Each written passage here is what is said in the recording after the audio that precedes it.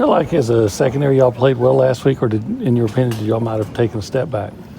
I feel like there were some things that were some high moments, but there was also some low moments. I feel like towards that middle part, as far as not just in pass defense, but run defense, we could fit some stuff up a little bit better.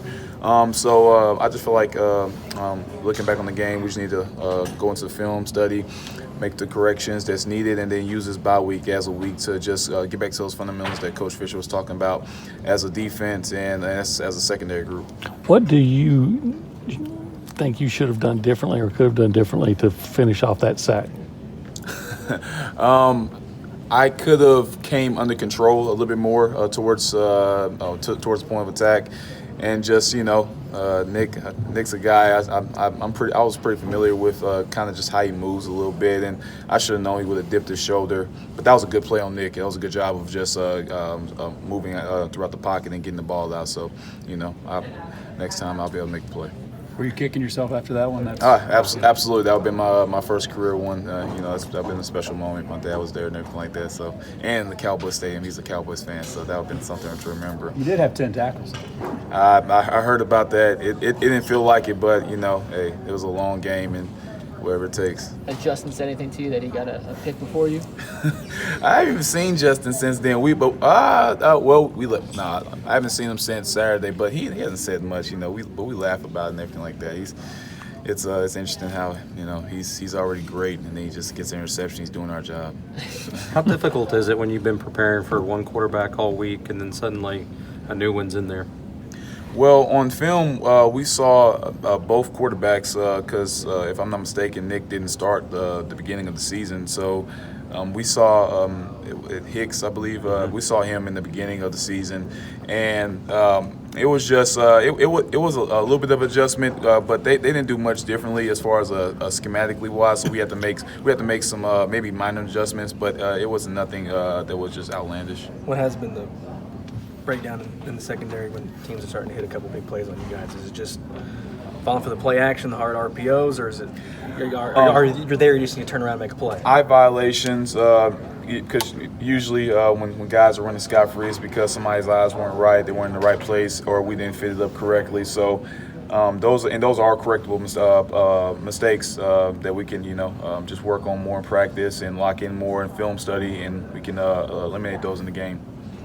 You go from playing Auburn ranked, you got Arkansas, now you got another number one ranked team coming in here. It just doesn't get any easier. I mean, that's just playing in the SEC. That's what we signed up for when we come to Texas A&M, to get a chance to play against the best of the best, especially in the SEC West. And that's what everybody in that locker room feels that way. All the coaching staff, we're ready for it. 2:30 CBS, the primetime game when you guys step back on the field. A chance to really, I guess, maybe put A&M's best foot forward, and maybe those people that saw the Auburn game say, hey, we're better than that.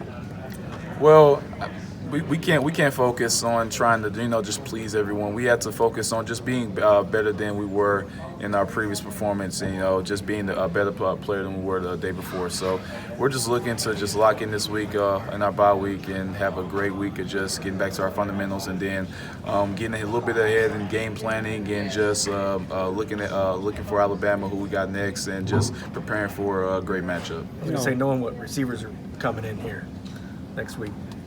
Oh, say one more time. Knowing the receivers and the type of offense that's coming in here, how does that make it, not that you're not always locked in, but does that make it really easy to really hone in on your assignments this week on a bye week? Just knowing how explosive they are. Absolutely, but that's something that we focus in on regardless, because it's hard to win, in general. So you can't think it's easy, because you would be humbled very quickly. So but a team like Alabama, who's a great team, formidable opponent, we have to be able to lock in and key into what we want to do as a defense. Boyd was really good in the first half. I think he had about 72 yards on the ground, but only 17 after that. None of the other backs did, and they didn't have to throw. They could maintain balance. But what kind of adjustments did you make on Boyd? Well, it was that long run that he had. That was about 40 yards, and that was a misfit, I believe, by someone I don't know. But we was able to rally down, and I believe we held him to field goal right there. So, and for the most part, Raheem he runs the ball really hard, and we try to make him earn every single yard he got for the remainder of that point. So, I don't feel like we made that drastic adjustments from that point. I just feel like as the game goes on, you just have to really just lock in more, and when crunch time comes, show up. What's Saturday going to be like for you? No ball game. I mean, what will you do on Saturday? Saturday, that's interesting. I'm not I mean, sure. you're going to watch football, obviously? Of course. It's always fun, getting a chance to just sit back and be a fan and not always, have to mentally get ready to play in your own game. So I may sit back. Who knows? I might go home. Just depends on what's going on and how I'm feeling. Jimbo said the defense did play one of their better games. Why do you think that was? Why did you guys play one of your better games Saturday? I feel like just because a matter of not being consistent throughout the entirety of the game. We like I said, we started out pretty well from a standpoint of keying in on different formations and what they wanted to do. They tried to throw a couple different stuff at us, but then we fell off a little bit, and the offense started to pick it up. And then at that point, we were able to get together towards the end to seal the victory. But we have to be a better defense and just being consistent throughout the duration of the game. How much new stuff are y'all seeing from teams? Like that you hadn't seen on film? It's not really new stuff. It's just different formations and adjustments that we have. Like for every coverage and every defense, you have to make a different adjustment. So it's just certain stuff that we just have to be able to recognize and go out there on the field and be able to handle it as a entire defense and play. What kind of progress do you think Elijah Blades is making right now? Tremendous progress. He's learned the defense, and he's really out there making plays for us. He made some big plays, even on that one run towards the end where the quarterback almost got the first down. He was able to get him down. Stuff like that, people don't look at. Those are big plays in the game, and we was able to make a play to end it at that point. So yeah, he's making tremendous strides. He's working hard throughout practice and it's showing up in the game. How about how Justin is playing? Just pass rush, not so much about the interception, but just pass rush. He just seems to be back in the pocket and hassling the quarterback almost every down. Yes, Justin, along with the rest of our defensive linemen, they're just some monsters up front. They do a great job every week, and Justin in particular, he's really stepped up as a leader and just going out there and leading those troops up front. And I don't know what more can be said about Justin. He's a freak. He's an animal in the middle, and he causes a lot of trouble for opposing offensive linemen, quarterbacks, running backs, whoever. We saw Buddy after the last play. Even though he made the deflection, slammed the ground, looked like he was pretty upset. Well, hopefully we'll talk to him in a little bit. But do you know why Buddy was so upset after that last play? Well, so I was in the blitz on that play, and I saw the quarterback get the ball out, and when I turned around, I just saw the deflection, and I didn't realize Buddy almost had a chance to get a pick. So, and he told me afterwards, he said he had a chance to get it, and he was beating himself up about it. But he said, "We'll get your hands right." We have to work on that in practice a little bit more. You played for a month and, finally get a chance to step back and look at some big things. What are some of the things on the checklist you say that the defense needs to shore up and improve on this bye week? We need to shore up on understanding our base defense, base call stuff we've been running from day one, so we can further along and just being more flexible and being able to show a bunch of variety of looks, coverages, fronts, and stuff like that, just so we can be the best defense we can possibly be. So we need to shore up on the fundamentals so we can ascend from there. I guess on the flip side, what do you think you guys have done well through a month of play? I feel like we've stayed parts of the course. I feel like we've done a good job of no matter a couple of losses that we've had. We've done a good job just staying together as a team, and really just coming together more as a group, a brotherhood. I'm really proud of us for that achievement. What's parallels do you see this time last year? Same record, barely escaped Arkansas for a second straight year. Then you went on to win a couple big games. What's similar? What did you take from that, Keldrick?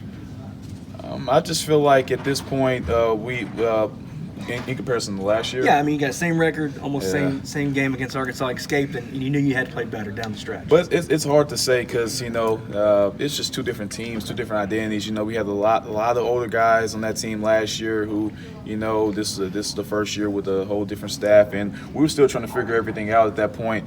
And this year, even though same record and similar outcome with Arkansas, there's some similarities, but I'd say the makeup of the team is a little bit different, just a little bit different. When you How look much at when you look at that part of it with an influx of younger guys, I guess you mentioned it was an adjustment for you guys, with this staff. How much of an adjustment is for some of the younger guys to kind of understand what it takes to do this on a week-to-week basis and the kind of grind that you guys have in this schedule that you guys have? We try to, as older guys, me, Kellen Mond, Jamon on offense, and other guys like Jaden Peavy, we try to just show the younger guys and just mentor them. Hey, this is not going to be easy. It's a grind. We're in the SEC.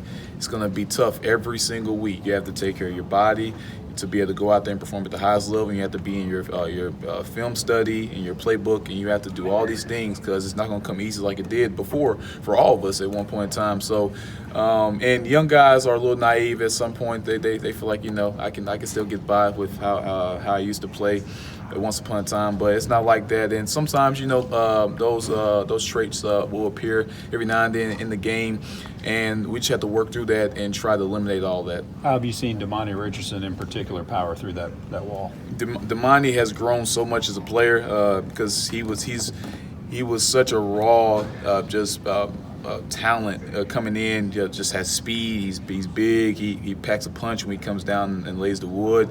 But he's grown a lot more as far as understanding why we're doing the things we want to do defensively. And I feel like Coach Elko, who's in the room with us as a safeties coach, and he's a DC.